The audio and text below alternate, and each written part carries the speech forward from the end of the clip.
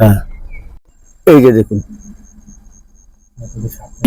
15484 Alipurduar junction, Delhi, Mahananda express. আমাদের ইচ্ছে যাওয়ার দলগাঁও ভিউ পয়েন্ট দেখতে। যে সিংকোনা গাছ, এই যে দলগাঁও ভিউ পয়েন্ট পশ্চিমবঙ্গ রাজ্যের কালিম্পং জেলার ঝালনের কাছে একটি সুন্দর জনপ্রিয় অফবিট ডেস্টিনেশন বা পর্যটন কেন্দ্র।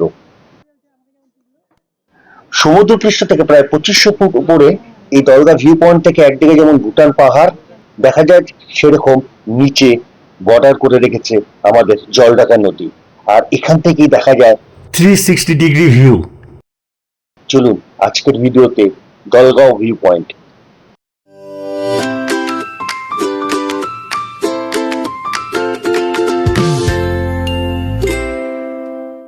আমরা শিলিগুড়ি থেকে রওনা দিলাম। আচ্ছা, কে যাচ্ছি সেটা একবার দেখাই। এই যে এখানে আছে সাগরদা, মধুপর্ণা আর এই যে দিদি, তিনজন পিছনে বসছে। আর আমরা এই যে প্রীতম হচ্ছে, আমরা ড্রাইভার জোন থেকে ড্রাইভার সাহেবকে নিয়েছি। এখানে প্রীতম আছে, আমাদের ড্রাইভার জোন থেকে দিয়েছে। আমি নিজে গাড়ি চালাবো না বলে আমি ড্রাইভার জোন থেকে নিয়েছি। ড্রাইভার জোনের নাম্বার আমি ডেসক্রিপশন বক্সে দিয়ে দেবো। তাহলে চলুন, আর আমি তো যাচ্ছি। আমরা প্রবেশ করলাম ইস্টার্ন বাইপাসে। এখন এখান থেকে আমরা ডুয়ার্সে যাবো গজলডোবা হয়ে। এখন ডুয়ার্সে বলতে প্রথমেই আমরা যাব সেন্ট্রাল ডুয়ার্স, অর্থাৎ চালসা শিলিগুড়ি থেকে 65 কিলোমিটার, সময় লাগবে 1.5 ঘন্টা থেকে 1 ঘন্টা 45 মিনিট এরকম। আমরা প্রবেশ করলাম ক্যানেল রোড, আর সোজা যে রাস্তাটা ওদিকে চলে গেল সেটা গেল হচ্ছে জলপাইগুড়ির দিকে। এই ক্যানেল রোড সোজা চলে যাবে গজলডোবার দিকে।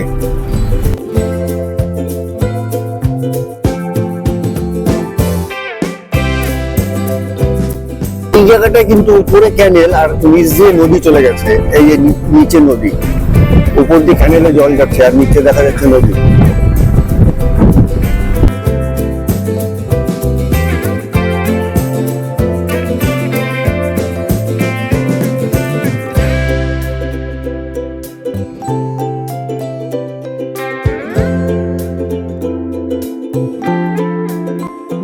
শিলিগুড়ি থেকে প্রায় 30 কিলোমিটার পাড়ি দিয়ে আমরা চলে আসলাম গজলডোবাতে।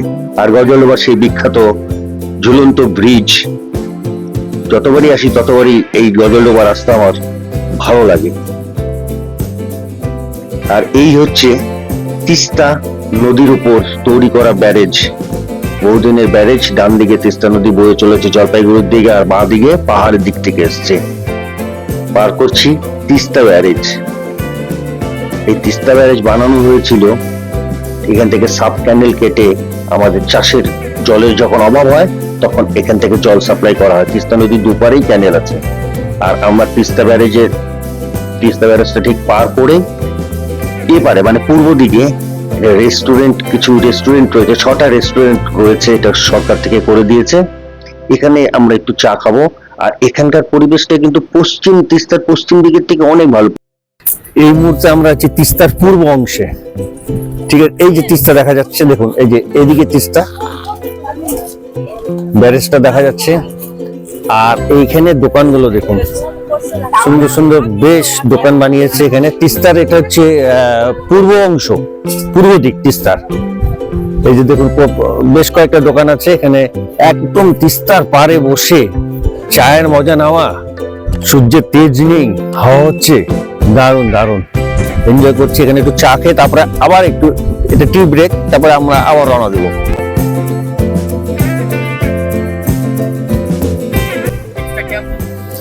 তিস্তা ব্যারেজ দেখা যাচ্ছে।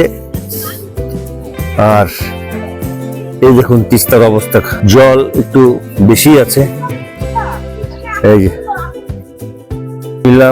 মোমো তো খেতেই হবে, এই তিস্তা সামনে আর এরকম পরিবেশ। আর এখানে আমরা এই মোমো 2 প্লেট মোমো নিলাম, এখন টেস্ট করবো, তারপরে চা খাবো। খেয়ে আমরা বেরিয়ে যাবো চালসার দিকে। আচ্ছা, টি ব্রেক হয়ে গেল। এই যে আমরা এখন বাঁদিকে টার্ন নেবো, সোজা রাস্তাটা চলে গেল লাটাগুড়ি, 20-25 কিলোমিটার হবে। আমরা বাঁদিকে ওদলাবাড়ির দিকে রওনা দিলাম। আর এই জায়গা থেকে ওদলাবাড়ি অব্দি মাঝখানে একটা জঙ্গল পড়বে, যার নাম তার ঘেরা জঙ্গল। দেখার মতন মনোরম দৃশ্য উপভোগ করতে করতে আমরা জঙ্গলের বুক চিরে এগিয়ে চলেছি ওদলাবাড়ির দিকে। জঙ্গলটা কিন্তু সত্যি উপভোগ্য। আর দেখুন গাছের পাতাগুলোর কালার কেমন চেঞ্জ হয়ে এসছে। বসন্তকালে কিছুদিন আগে সব পাতা ঝরে পড়েছিল, একটু বৃষ্টি হওয়াতেই কিভাবে পাতার রং পাল্টে যায়। আর আমরা ওদলাবাড়ির খুব কাছাকাছি চলে এসেছি। এটা ওদলাবাড়ি চারমাথা মোড়। এই বাঁ দিকটা চলে গেল সেবক গ্যাংটকের দিকে, আর সোজা চলে গেলে মানাবাড়ি, টুরিবাড়ি, এই জায়গাগুলো তো টুরিস্ট স্পট আছে। আমরা ডান দিকে যাব, ডান দিকে হচ্ছে মালবাজার, চালসা। আর এই ওদলাবাড়ি থেকে এরপরে পড়বে ডামডিম, ডামডিমের পরে পড়বে মালবাজার, মালবাজারের পরে পড়বে চালসা। আর চালসা থেকেই আমরা চলে যাব আমাদের আজকের ডেস্টিনেশন দলগাঁও ভিউ পয়েন্ট।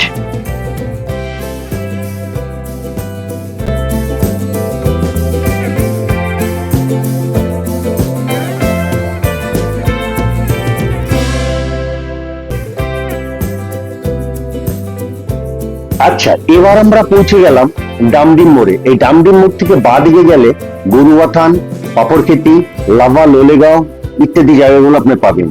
আমরা যাচ্ছি মালবাজারের দিকে। উপর থেকে যে রেল লাইনটি চলে গেল সেটি চলে গেল শিলিগুড়ির দিকে। আর এইটা হচ্ছে নিউ মাইল জংশন, দূরে অল্প দেখা যাচ্ছে। আর এখন যে উপরের লাইনটি চলে যাচ্ছে সেটা চলে গেছে লাটাগুড়ি জঙ্গলের ভিতর থেকে চ্যাংরাবান্ধা হয়ে নিউ কোচবিহার স্টেশন। আমরা প্রবেশ করলাম মালবাজার শহরে। মালবাজার শহরের উপর দিয়ে যাচ্ছি, বেশ জনপ্রিয় একটা শহর, ডুয়ার্সের খুব জনপ্রিয় শহর। এটা হচ্ছে ক্যালটেক্স মোড়। ক্যালটেক্স মোড় পার করে আমরা এগিয়ে চলেছি চালসার দিকে। মালবাজারের একমাত্র কলেজ পরিমল মিত্র সিটি কলেজ ডান দিকে দেখা যাচ্ছে।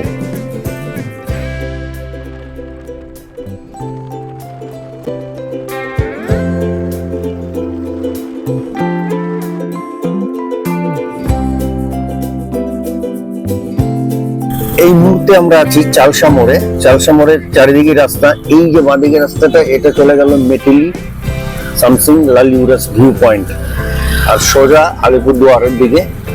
আর এইদিকে ডান দিকে রাস্তা আছে, এই যে ডান দিকে, এই ডান দিকের রাস্তাটা লাটাগুড়ি, মূর্তি, ময়নাগুড়ি, জলপাইগুড়ি দিয়ে গেল। এই যে ডান দিকের রাস্তাটা দেখা যাচ্ছে।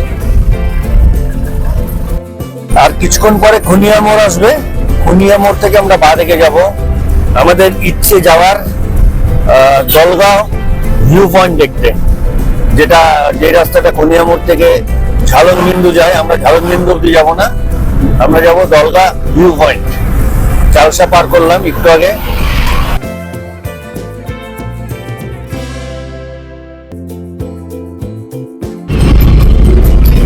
আমরা প্রবেশ করলাম চাপড়ামারি জঙ্গলে।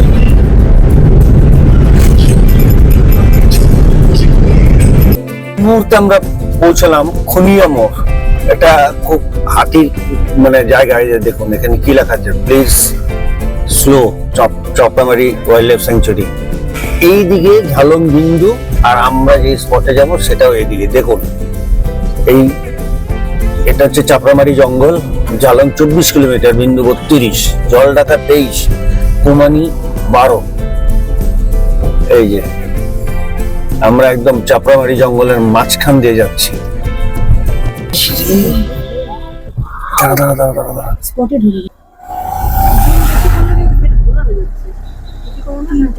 দেখুন 3টা হরিণ আমাদের চোখে পড়লো এই মুহূর্তে।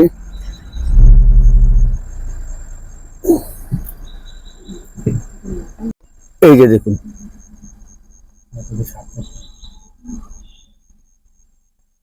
এই যে পিছনে আরো 2টো আছে।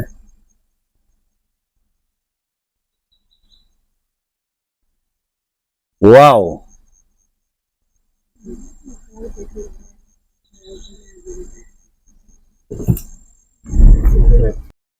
চাপড়ামারি জঙ্গলে সে 3টা হরিণ দেখলাম, ভালো লাগলো, চোখ জুড়ে গেল। সুন্দর এনজয় করতে করতে আমরা চাপড়ামারি জঙ্গলটা পার করি। আর কি সামনে আছে দেখি। লেভেল ক্রসিংটা এটা চাপড়ামারি জঙ্গলের একদম মাঝখানে। এই যে বাঁ দিক, এই দিকটা শিলিগুড়ি জংশন, একদম হাতির আখড়াই জায়গাটা। আর এইটা হচ্ছে আলিপুরদুয়ার জংশন, এটা হচ্ছে ডুয়ার্সের লাইফ লাইন বলা হয় এই লাইনটিকে। 69 কিলোমিটার এখান থেকে শিলিগুড়ি জংশন। রেল গেটটা পার হতে রেল গেটটা পড়ে গেল, যাই হোক, তা আমরা একটু দাঁড়িয়ে গেলাম দেখি কোন ট্রেন আসে। এই জঙ্গলের মধ্যে দিয়ে ট্রেন দেখার মজাই আলাদা কিন্তু।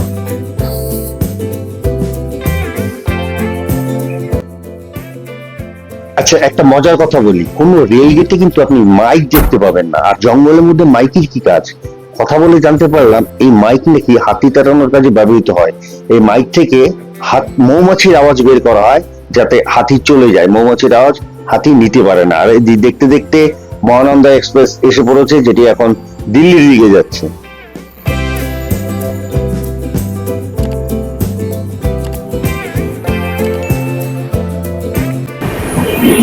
15484 আলিপুরদুয়ার জংশন দিল্লি মহানন্দা এক্সপ্রেস এখন দিল্লির দিকে যাচ্ছে।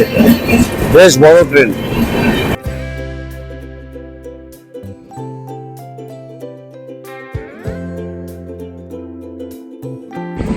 এই হচ্ছে চাপড়ামারি ওয়াইল্ড লাইফ স্যাংচুরির এন্ট্রি গেট, ভিতরে সাফারি হয়।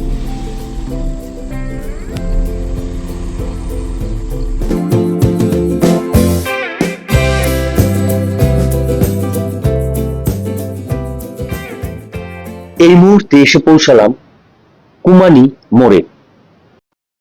আর আমাদের গাড়ি আটকে দিল, আমাদের মানে সবারই গাড়ি। এখানে ইলেকশনের জন্য নাকা চেকিং চলছে, প্রত্যেকটা গাড়িকেই মানে থরলি চেক করছে।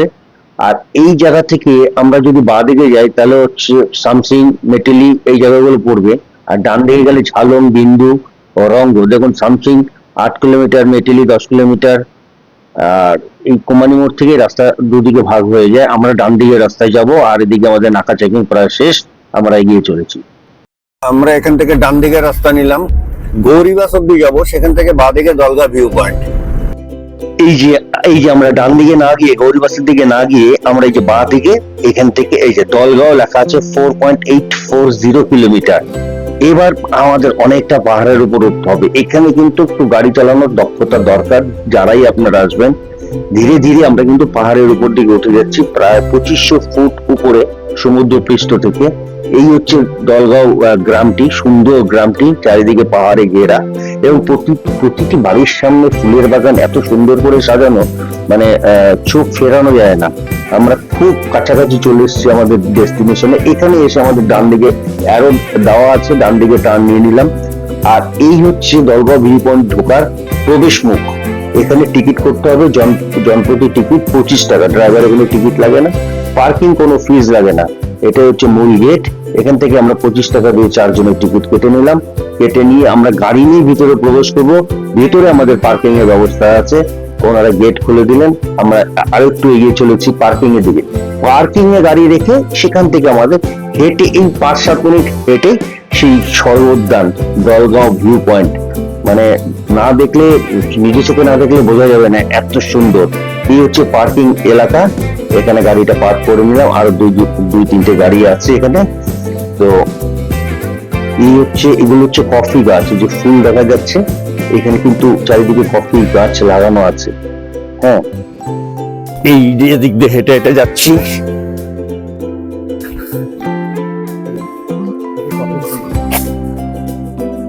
শিংকোনা গাছ, এই যে শিংকোনা গাছের ছাল থেকেই সেই মা ওষুধি তৈরি হয়।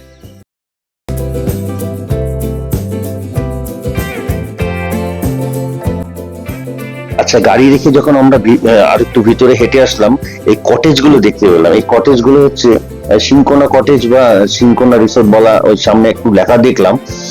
এখানে কিন্তু কাউকে ভাড়া দেওয়া হয় না, এখনো পর্যন্ত আমি কোনো লোক দেখিনি, কিন্তু ভাড়া দেওয়া হবে। আর ওটা হচ্ছে খাওয়ার জায়গা, ওই সাদা বাড়িটি।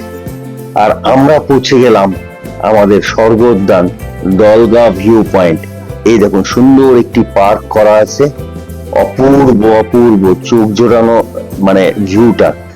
এই পার্কের পরেই, এখানে কিন্তু পার্কে ঢুকতে আর কোনো টিকিট লাগবে না। আর যে সাদা বাড়িটির কথা বলেছিলাম, এখানে হচ্ছে এটা হচ্ছে ডাইনিং হল। ডাইনিং হলের চারিদিকে ফুলের বাগান দিয়ে সুসজ্জিত, এবং আমরা প্রবেশ করলাম এই স্বর্গোদ্যানে দলগাঁও ভিউ পয়েন্টে। আর ওপারে ভুটান পাহাড় উঁকি মারছে। আর দেখুন একটা ওয়াচ টাওয়ার করা আছে, আর চারিদিকে ফুলের সমাহার।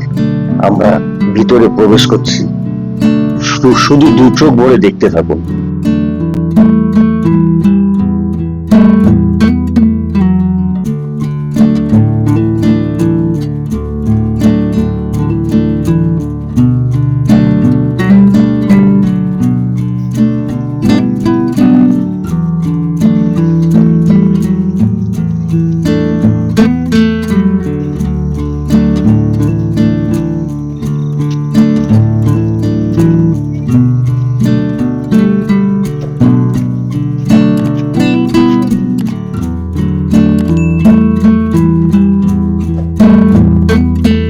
আচ্ছা, ওই যে নিচে জলঢাকা নদী বয়ে চলেছে, এটা ভারত ভুটান সীমান্ত নির্ধারণ করে। আর ওই ঝালং ছোট্ট মিষ্টি গ্রামটি দেখা যাচ্ছে। আপনারা অনেকে হয়তো ঝালংয়ে গিয়েছেন। ঝালং কিন্তু জলঢাকা নদীর পাশে একটি সুন্দর পর্যটন কেন্দ্র। আর এটা হচ্ছে ভিউ পয়েন্ট। এখানে ওয়াচ টাওয়ারও দেওয়া আছে, আপনি ওয়াচ টাওয়ারের উপর উঠলে আরো ভালো দেখতে পাবেন। আর দেখুন, মানে ভুটান পাহাড়টা এবার আমাদের চোখের সামনে। ওই হচ্ছে ভুটান দেশ। আমরা বিদেশ দেখছি, নিজের দেশ থেকে দাঁড়িয়ে দেখছি বিদেশ। আর ভুটান পাহাড়ের বাড়িগুলো ক্যামেরা কতটা আসছে বোঝা যাচ্ছে না, কিন্তু ওই মানে ছোট ছোট বাড়ি দেখা যাচ্ছে। এই নদীর পাশের বাড়িগুলো কিন্তু ইন্ডিয়ার, নদীর ওপারে ওটা কিন্তু ভুটান। আর চলছে মেঘের খেলা।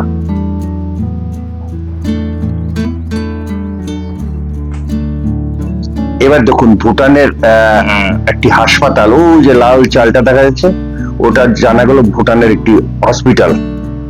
ওটাকে জুম করে দেখা গেল। আর এই হচ্ছে ঝালং গ্রাম। অনবরত বয়ে চলা জলঢাকা নদীর কলকলানির আওয়াজও আমরা শুনতে পাচ্ছি। চলছে ফটো সেশন। এই হচ্ছে দলগা ভিউ পয়েন্ট, স্বর্গ উদ্যানও বলা যেতে পারে। তো কেমন লাগলো আপনাদের? আশা করি খুব ভালো লেগেছে। ভালো লাগলে লাইক, শেয়ার, সাবস্ক্রাইব অবশ্যই করবেন। সবাই ভালো থাকবেন। নমস্কার।